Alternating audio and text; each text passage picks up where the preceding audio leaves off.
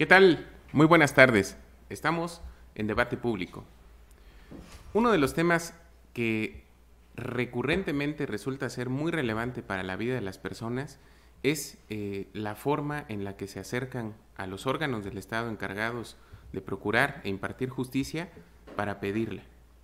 Se trata justamente de un tema que ha sido largamente discutido, analizado, controvertido en gran medida y que tiene que ver en el mayor y en el más sensible de sus puntos con la atención al público. Parece algo que más bien pudiera ser semántico de una empresa o de alguien que presta algún servicio, pero al final de cuentas debemos de considerar que la justicia es un servicio, es además un derecho, una demanda legítima de las personas con relación al Estado y que al final también cae en el tema de cómo somos tratados, no nada más de qué tipo de justicia se procura o se imparte, sino también de la forma en la que ésta se lleva a cabo.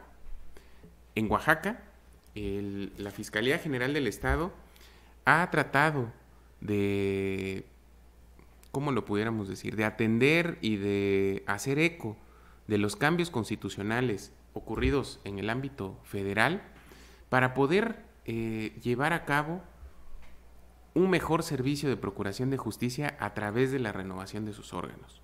Uno de esos órganos es el Centro de Orientación, Denuncia y Determinación Inmediata de la Fiscalía General del Estado, que aunque a lo mejor no nos parece tan familiar el tema, pues resulta ser uno de esos puntos neurálgicos de la Fiscalía General, del órgano de procuración de justicia, porque es ahí a donde llega el mayor número, si no es que todas las personas que van en busca de justicia, que van ante la necesidad de denunciar la probable comisión de un delito, que son víctimas de la comisión de un delito, o que también van a dar parte al Ministerio Público del Estado sobre algún hecho que consideran que él debe tener conocimiento. Entender y conocer un poco más sobre el funcionamiento de esta parte del órgano de procuración de justicia es algo muy relevante porque nos permite entender cómo funciona, tener confianza en él y acercarse en el momento en que sea necesario. Para que podamos platicar de este tema y podamos ahondar la plática y la información sobre este centro conocido como CODI, pues en debate público invitamos a su directora. Es la maestra Hilda Cabrera Domínguez. Ella es licenciada en Derecho, es además muy buena amiga, me puedo jactar en lo personal. Y pues bueno, es alguien que además tiene amplia experiencia y tiene logros muy relevantes de los que vale la pena también platicar. Hilda, muy buenas tardes. Muy buenas tardes, Adrián, muy buenas tardes a tu auditorio. Pues me gustaría platicar primero qué es el centro. El CODI, como sus siglas lo dicen, es el Centro de Orientación, Denuncia y Determinación Inmediata. Es la puerta de entrada de la Fiscalía General del Estado, como tú bien lo mencionaste. Ahí tienen que entrar todos los asuntos, con excepción a los que entran al tercer piso, que son de alto impacto y de género. Son de los que más le duelen a la sociedad. Por eso no entran por la puerta común de entrada de la Fiscalía General del Estado. En este piso o en este centro precisamente existe el fiscal orientador, que es la figura novedosa que tiene este centro. El fiscal orientador es un agente del Ministerio Público investido de todas las facultades, de todas las obligaciones que tiene un Ministerio Público. Es un experto en la materia del derecho penal, pero sobre todo el fiscal orientador tiene un perfil idóneo. ¿Cuál es el perfil idóneo? Que es un personaje empático, amable, un servidor público con rostro humano y sentido social, que precisamente va a acompañar a la víctima para cualquier situación que en ese momento le haya sucedido. Claro, tenemos a lo mejor una idea preconcebida, me incluyo en lo personal, de que el acercarse a denunciar un hecho, cuando nos robaron, nos asaltaron, nos golpearon o algún hecho de este tipo, que vamos a llegar ante el agente del Ministerio Público y que va a ser una persona que nos va a maltratar, si nos permitimos la palabra.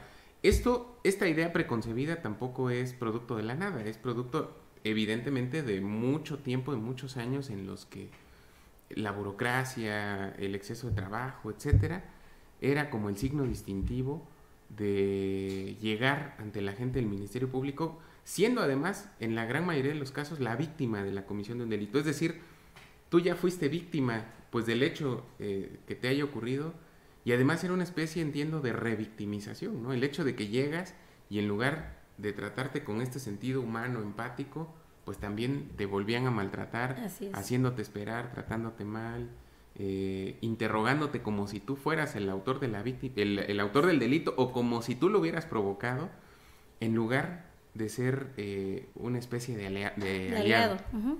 En este caso, ¿qué fichas movieron? Si pensáramos como en un tablero de un juego, ¿qué fichas tuvieron que mover esta de aquí para acá, esta de acá para acá, para cambiar esa inercia que había de mucho tiempo en el sistema de procuración de justicia al primer contacto a lo que están buscando hoy en día? Primero, la actitud, el sentido de compromiso, el sentido de convicción que tenemos con la ciudadanía, Adrián. Yo creo que eso fue lo primero. En tema ya jurídico, se implementó un modelo homologado que prácticamente se hizo a mano y lo regionalizamos al Estado. Este modelo homologado funciona así en Oaxaca, como funciona en la costa, como funciona en el Istmo, como funciona en todas las regiones del Estado. Eso precisamente nos dio margen o nos dio origen a que esto cambiara totalmente.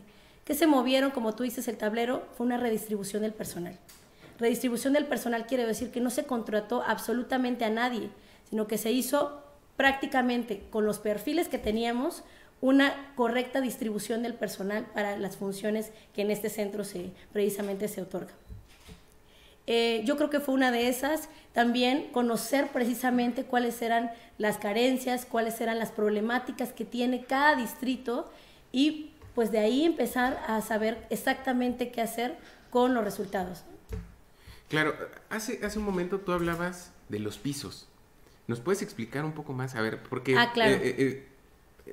Nosotros, es decir, el público en general, pues no tenemos así como acercamiento, no podemos conocer la distribución orgánica de un órgano además tan complejo como es bueno, lo que antes era la Procuraduría. Hay gente que todavía tiene como esa duda de, ¿sigue existiendo la Procuraduría, la Fiscalía, qué cosa es? Es decir, porque a veces no estamos familiarizados con esos términos y no entendemos que lo que antes era la Procuraduría se cambió de nombre, vamos a decir así, ante el cambio de modelo a la Fiscalía General del Estado, y que a lo mejor hoy en día tiene una estructura de competencias distinta al interior. Platícanos un poco más de esto de los pisos. Pues básicamente, para hacerlo un poco más resumido y claro para pues obviamente nuestros radioescuchas, precisamente es un modelo de 3 pisos. Básicamente es el tercer piso, vamos a empezar por ahí, que es el que más le impacta al Estado, el que más le duele a la ciudadanía, y donde el fiscal general, el doctor Rubén Vasconcelos, precisamente tiene el punto de mira para que toda la fuerza del Estado se focalice para que se resuelvan los asuntos de manera satisfactoria para la ciudadanía, que son alto impacto y género. El tercer piso está dividido en alto impacto, pudiéramos pensar en homicidios, secuestros, homicidios, asaltos con detenido, robo de vehículo con detenido, etcétera. Okay. Y género, pues feminicidios, ¿no? Violencia familiar extrema, temas de delitos sexuales. El segundo piso, pues prácticamente el operador es un fiscal investigador. Ahí el Ministerio Público realmente discrimina aquellos asuntos que va a judicializar o sacar por alguna salida alterna. Y en el primer piso es el Centro de Orientación, Denuncia y Determinación Inmediata, donde ya te comenté que el operador principal es el fiscal orientador. Así está dividida la Fiscalía, para que realmente sea claro, preciso y muy fácil de entender cómo estamos divididos. ¿Qué tipo de asuntos vamos en la cotidianidad? ¿Cuál es el tipo de temas por el que más llega la gente a este centro de orientación? Por amenazas, lesiones, robo a celular, temas de delitos en particulares, sobre todo cuando hay un imputado conocido.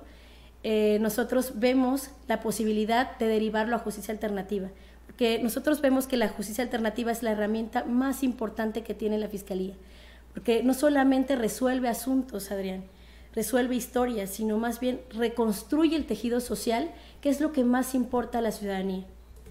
Creo que hay en general una idea contra la que hay que luchar, que además la tiene mucha gente que piensa que frente a cualquier delito debe haber cárcel, ¿no? Así y que es. dicen, a ver, es que se robó un chicle, ¿no? Así Cárcel, es, ¿no? Así es.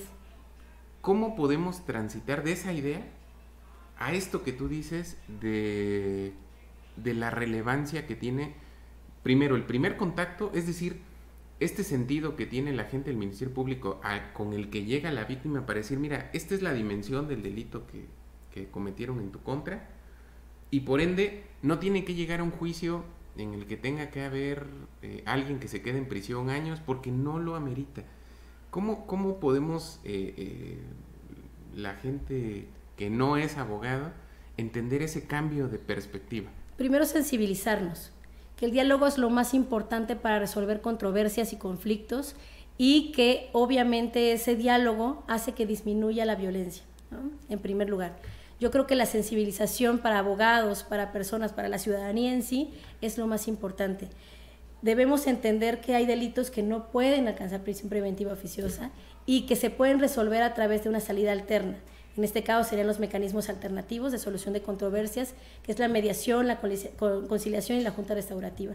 Yo considero que primero hacer es el derecho a la verdad. Yo creo que considerar el derecho a la verdad, comentarle hasta dónde puede hacerse justicia con su asunto en particular, y sobre todo el poner a la gente del Ministerio Público como un ente ayudador, ¿sabes?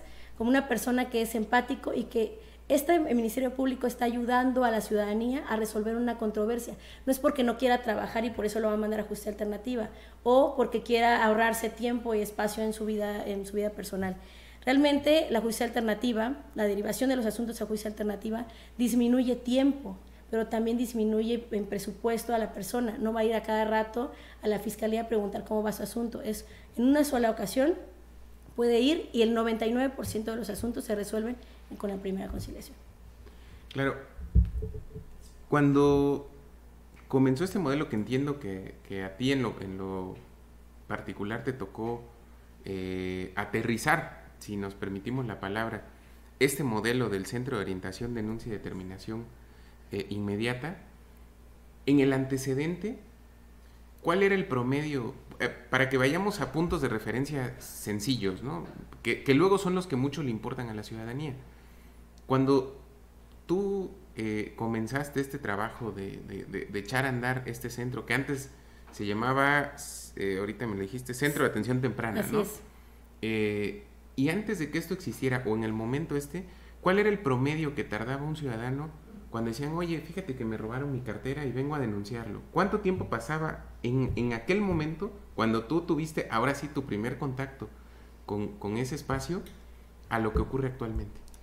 Pues prácticamente en promedio era ahora 45 minutos, 2 horas en todo el estado, para poder ser atendido con un fiscal o con un agente del Ministerio Público, que era una de las molestias más importantes que tenía la ciudadanía. O sea, es el tiempo de espera. Sí, es el tiempo de espera. Hasta que estabas frente al fiscal. Ese era el tiempo que podíamos enfrentarnos todos los ciudadanos para poder pasar con un agente del Ministerio Público. Actualmente, Adrián, ese tiempo de espera redujo a 5 minutos considerablemente, lo que es Valles Centrales, ¿no? Eso se puede constatar con una aplicación que nosotros realizamos, y la lista de registros. Es una aplicación muy sencilla. Tú le preguntas al ciudadano más o menos cuándo llegó y a qué hora llegó y cómo fue atendido, y se envía. No puede ser manipulado por el agente del Ministerio Público.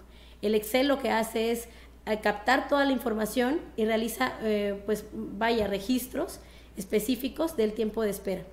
En el tiempo de espera, aquí en el centro, lo que es Oaxaca de Juárez, tenemos ya un turnero que nos dice exactamente a qué hora llega el usuario, y cuando es atendido, el Ministerio Público pone su rúbrica y pone el tiempo en el que fue atendido la persona, ¿no?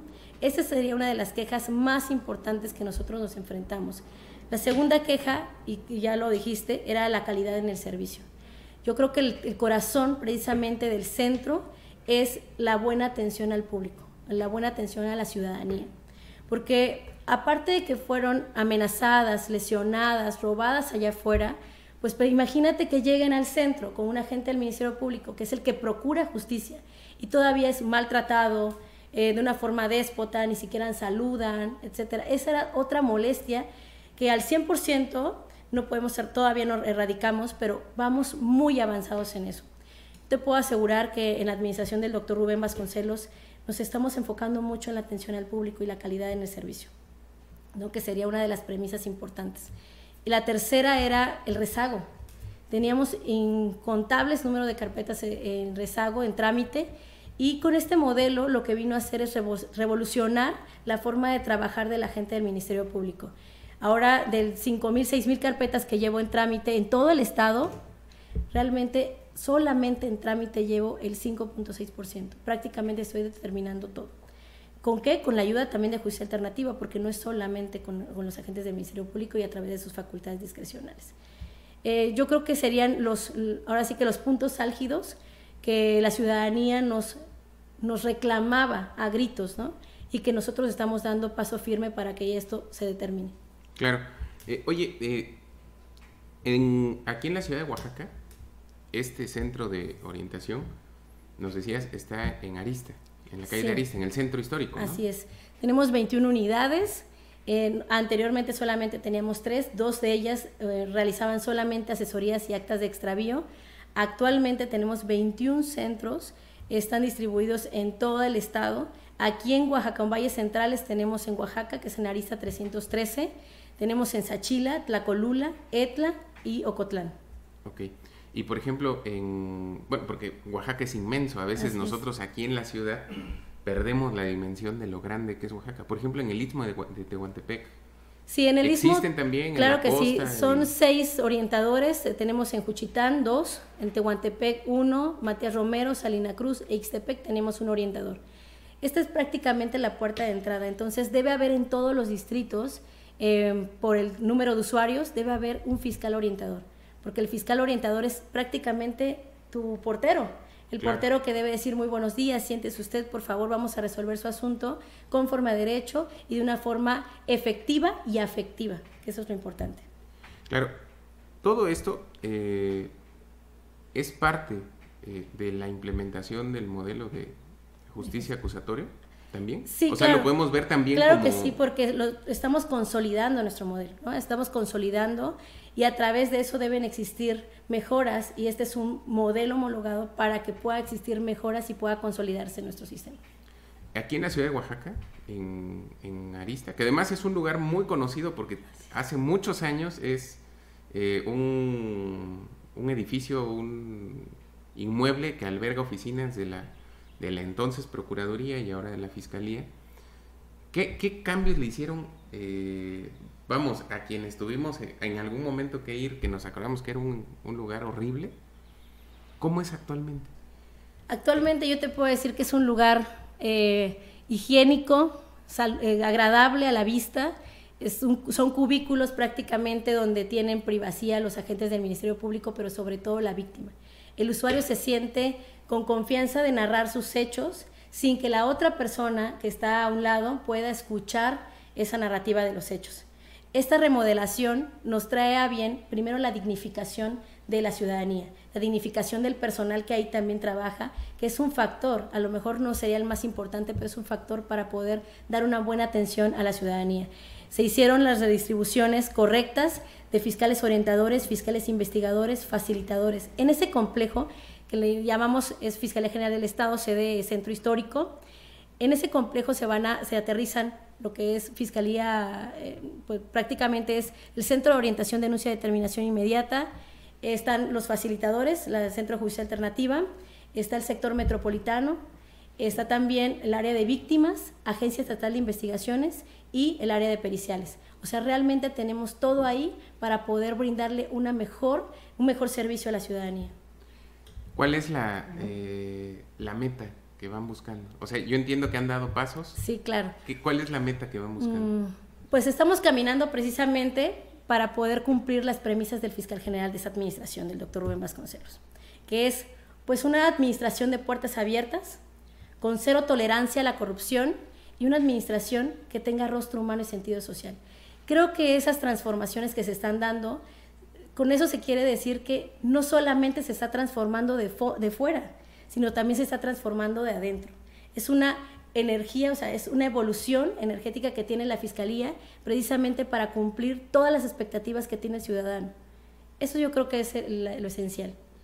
Oye, ¿cuál es el tema más sencillo, vamos, por el que un ciudadano se puede acercar? Entendemos que, por ejemplo, está el tema de denunciar un hecho, ¿no? Me robaron mi cartera, mi celular, etcétera.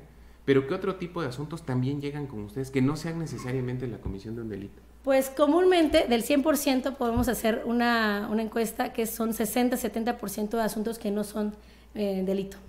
Vaya, la gente llega ahí a lo mejor por que se le perdió su pasaporte, que se le perdió su INE, su tarjeta de circulación, etcétera.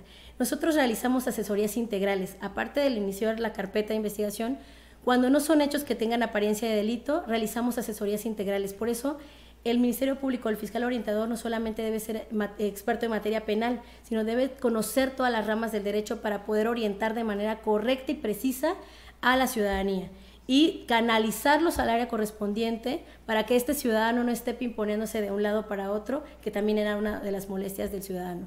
Y las actas de extravío es una realización de un hecho, un acto administrativo prácticamente, donde nosotros narramos que esa persona perdió su pasaporte, su visa, su tarjeta de circulación y que con ese documento la dependencia correspondiente puede reexpedir ese documento. Esas son las funciones básicamente que no tienen nada que ver con el derecho penal. Yo en lo particular, y esa es una experiencia personal, hace algunos meses perdí uno de mis documentos de identidad, mi pasaporte. Y la verdad es que para empezar, no denuncié el hecho porque me abrieron mi carro, me cristalearon mi carro, como se dice coloquialmente, y justamente lo acepto por esa mala imagen que uno tiene ya preconcebida de mucho tiempo. No fui a denunciar porque era un día en la noche, dije voy a salir en la madrugada de ahí, de todos modos lo que me robaron no va a aparecer, no, o sea, es decir, de verdad uno se siente en un grado de, ¿cómo se puede decir?, de desamparo, sí, de que dices, sí, pues de todos modos, ¿para qué? Y además voy a ir a perder tiempo, ¿no? Horas y horas y horas y horas. Y la verdad es que la gran sorpresa, en sentido positivo, fue que cuando fui a levantar mi acta de extravío, me tardé media hora a lo mejor, en todo, desde que llegué, desde que puse el pie ahí en Arista, en el CODI, hasta que salí con mi documento ya firmado, sellado y listo para ir a hacer ahora el trámite ante quien me tenía que volver a expedir mi pasaporte. En lo particular, creo que son de esas cosas que sí dices, no, pues sí, algo ya cambió aquí, ¿no? O sea, como decía yo al inicio, ya le movieron algunas piezas, pero le hicieron la configuración correcta para poder avanzar. Y bueno, más allá de eso, que a veces el hablar de uno mismo está mal, pero bueno, otra pregunta que considero muy importante, ¿qué pasa cuando tú te has enfocado mucho en platicarnos la forma en la que resuelven ustedes los asuntos? Es decir, a través de justicia alternativa, a través de alguna asesoría integral. ¿Qué pasa cuando la apariencia del hecho que llega ante ustedes es de una dimensión mayor? ¿A dónde, ahora sí, cómo va escalando este asunto? Cuando dicen, no, esto no es ni justicia cotidiana, ni un tema menor, ni que lo vamos a resolver platicando. ¿Qué pasa en un caso como esos? Cuando el hecho que nos está narrando la víctima tiene apariencia de delito y que nosotros de manera inmediata nos damos cuenta, discriminamos el asunto, nos damos cuenta que necesita mucho más actos de investigación, bueno, es un asunto relevante, lo que hacemos es pasarlo al segundo piso, que es con el fiscal investigador que te decía, en este caso aquí en el centro, el sector metropolitano. Ellos realizan los actos de investigaciones pertinentes para discriminar realmente si pueden llevarlo a judicializar o también darle alguna otra salida alterna, ¿no? Y en el último caso que son muy poquitos, Adrián, pero realmente sí llega a pasar, cuando de ese hecho narrado, nosotros nos podemos percatar que es un tema de alto impacto de género. Automáticamente nosotros ya no revictimizamos nada más, hacemos una canalización interna y derivamos a esa persona al segundo o tercer piso con el fiscal especializado a que corresponda. le damos el acompañamiento también a la víctima para que en ese proceso él no se sienta solo, ¿sabes? Porque el ciudadano se queja mucho de la Fiscalía que somos cero empáticos, o sea, que no nos importa, que lo vemos como un asunto, como un caso más, como una carpeta de investigación. Eso es lo que hacemos, derivar a áreas internas de la Fiscalía para que se resuelvan los casos concretos. Claro, y bueno, este centro funciona de lunes a viernes, 24 horas. De lunes a viernes, 24 horas, 365 días del año. Es una maquinaria que no para jamás.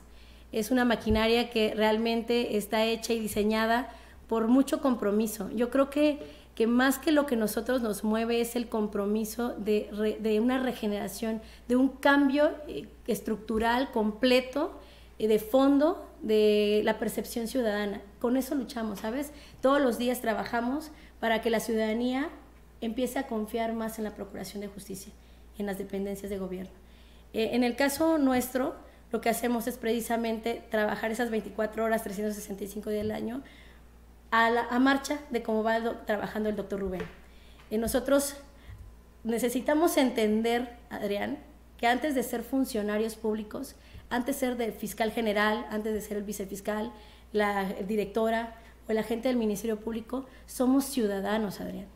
Y cuando entendamos precisamente que somos ciudadanos, podemos atender al que está enfrente perfectamente con la calidad, de manera efectiva y de manera eficiente. Yo creo que eso sería uno de los grandes puntos, que es el que casi taladro todos los días. Nosotros tenemos ese compromiso de atención y una atención, vaya, que aunque es nuestra obligación atender bien, es una atención efectiva y afectiva. Claro. Hilda, muchísimas gracias por habernos acompañado. Estoy para servirles. Gracias, y sobre todo gracias a usted, que como siempre, como cada miércoles, nos hace el favor de acompañarnos aquí en Debate Público. Aquí nos vemos la próxima semana. Muchas gracias y muy buenas tardes.